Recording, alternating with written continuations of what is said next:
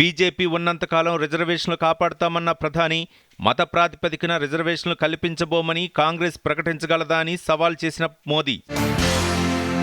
రిజర్వేషన్ల రద్దుపై ఆధారాలతోనే మాట్లాడుతున్నానన్న రేవంత్ రెడ్డి తన వాదనలపై ప్రధాని హోంమంత్రి స్పందించాలని డిమాండ్. బీఆర్ఎస్ అధినేత కేసీఆర్ ఎన్నికల ప్రచారంపై 48 గంటల పాటు నిషేధం విధించిన ఈసీ, సిరిసిల్ల సభలో చేసిన అభ్యంతరకర వ్యాఖ్యలపై చర్యలకు ఉపక్రమించిన ఎన్నికల సంఘం.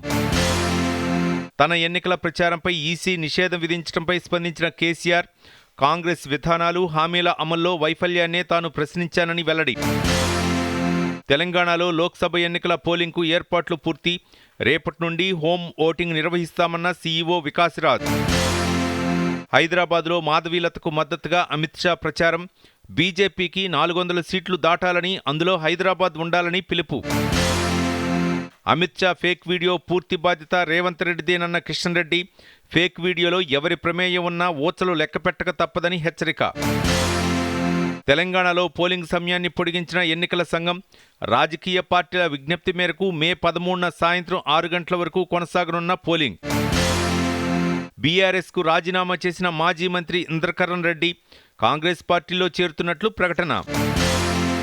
సీఎం రేవంత్ రెడ్డిపై ఈసీకి ఫిర్యాదు చేసిన BRS party, OU hostel chief warden సర్క్యులర్ను ఫోర్జరీ చేసి సోషల్ మీడియాలో పోస్ట్ చేశారని ఫిర్యాదు. అందరినీ కలుపుకొని వెళ్తేనే దేశాభివృద్ధి సాధ్యమన్న మల్లికార్జున ఖర్గే, జాంజిగిరి, చంపా జిల్లాల్లో జరిగిన ఎన్నికల సభలో కాంగ్రెస్ అధినేత స్పష్టీకరణ.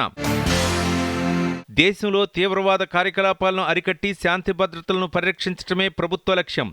ఛత్తీస్గఢ్లోని కోర్బాలో జరిగిన ఎన్నికల బహిరంగ సభలో కేంద్ర మంత్రి అమిత్ షా వెల్లడి. కోవిషీల్డ్ వ్యాక్సిన్ దుష్ప్రభావాలపై తయారీ సంస్థ ఆస్ట్రాజెనికా ప్రకటన, 10 లక్షల మందిలో 7గురికే సైడ్ ఎఫెక్ట్ ప్రభావం ఉందని వెల్లడి. యూజీసీ నెట్ 2024 జూన్ సెషన్ పరీక్ష వాయిదా, కొత్త షెడ్యూల్ ప్రకటించిన ఎన్టీఏ. తెలంగాణలో మండుతున్న ఎండలు, రాగల 5 రోజుల పాటు వడగాళ్లు వీస్తాయన్న వాతావరణ శాఖ.